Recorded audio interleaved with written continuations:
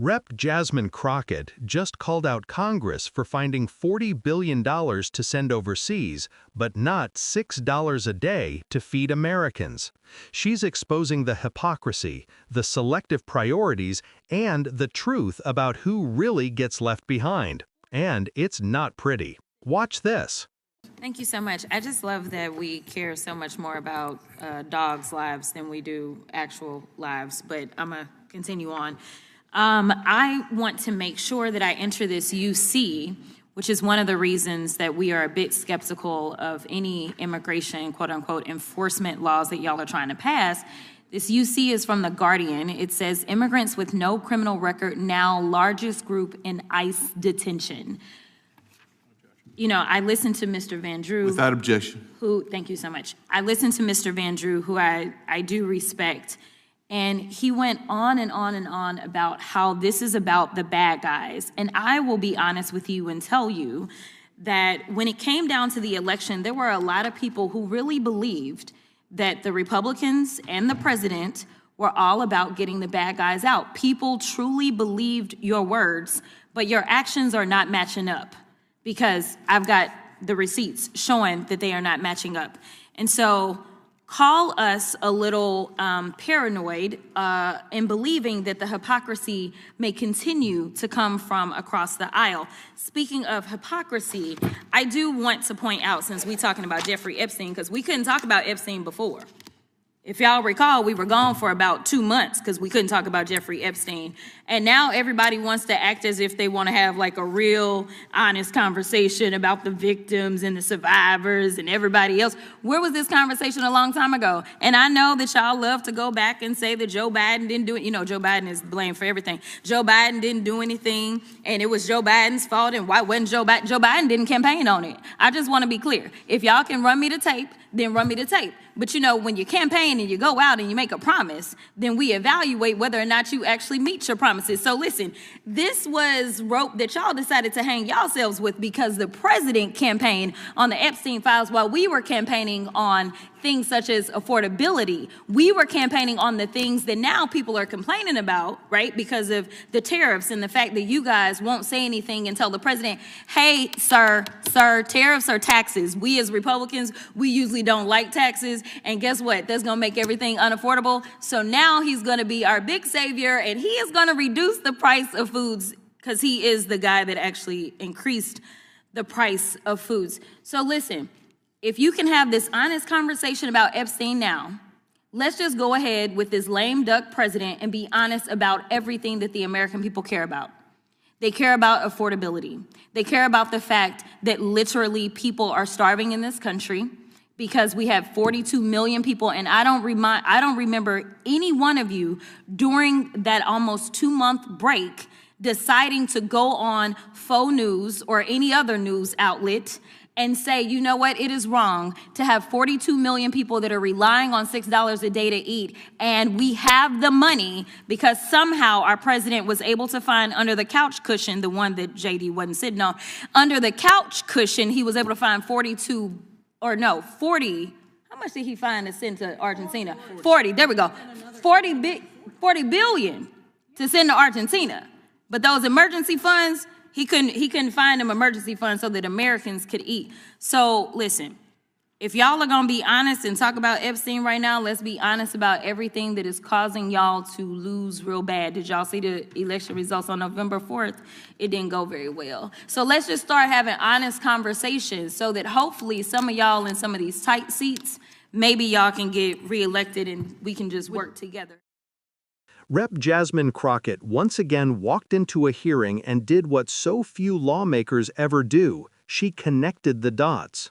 And what makes this moment so important isn't just what she said, but what it reveals about the political choices shaping American life right now. Because when she calls out this Congress for finding $40 billion under a couch cushion to send abroad, while refusing to find $6 a day to keep Americans from going hungry, she's exposing a truth about our priorities that should disturb every single person in this country. Let's be clear, $6 a day is not a living. It's barely a snack. That is what millions of Americans, 42 million people, are expected to survive on through SNAP. And while people are rationing meals, while families are skipping groceries to keep the lights on, Congress suddenly had no trouble discovering tens of billions of dollars when the political moment demanded it. That's what Crockett is highlighting, not the money itself, but the convenience of the hypocrisy. When the right wants something, the money magically appears. But when the request is to feed Americans, suddenly everyone becomes a fiscal conservative. And Crockett doesn't let them hide behind their talking points on immigration either. She cites the data. The fastest growing group in ICE detention are immigrants with no criminal record. That matters because it destroys the narrative Republicans have been campaigning on, that their enforcement approach is about getting the bad guys out. Crockett is teaching viewers something vital. When rhetoric and reality don't match, the rhetoric is a tool, not a description. It's meant to stoke fear, not solve problems. And then she connects this hearing to the conversation Republicans suddenly want to have about Jeffrey Epstein, a conversation they blocked for months. This is powerful because she's showing viewers that selective outrage is political strategy. If you truly care about survivors, if you truly care about justice, you don't take a 2-month recess to avoid the topic. You don't disappear from cable news and refuse to address it. Crockett is saying you care when it's convenient, when it helps you politically, when you think it scores you points, but not when it requires reflection or accountability. And she's right to bring up campaign promises, because you don't get to tell the American people you're running on justice for Epstein's victims and then get offended when people ask where the follow-through is. That's basic accountability. Meanwhile, Democrats campaigned on affordability, on cost of living, on economic relief, issues that actually match what everyday Americans talk about at the kitchen table.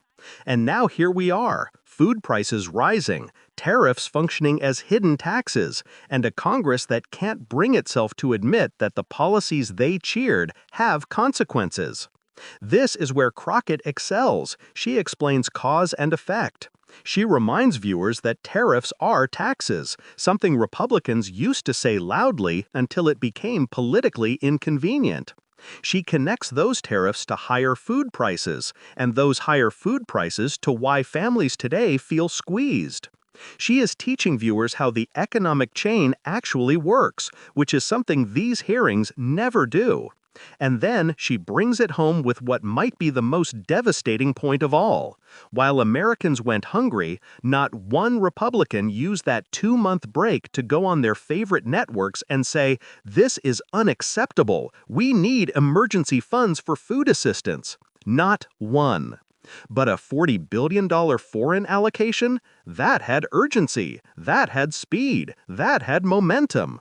So when Crockett says, "Let's have an honest conversation," she isn't being rhetorical. She's saying, if you want to talk about Epstein now, then we're going to talk about everything you've avoided: the hunger crisis, the affordability crisis, the political games, and the election results that show voters are tired of the disconnect between what politicians say and what they actually fight for.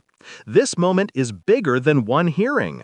It's about whether Congress can tell the truth about how its priorities shape real lives. Crockett isn't just calling out hypocrisy. She's asking whether this country is capable of putting its own people first. And that's a question Congress keeps failing. If you appreciate commentary that breaks down these hearings, exposes what's beneath the surface, and gives you the context the mainstream networks won't, make sure you subscribe to Left Lens, hit that like button, and share this breakdown so more people can understand what's really happening in the rooms where these decisions get made.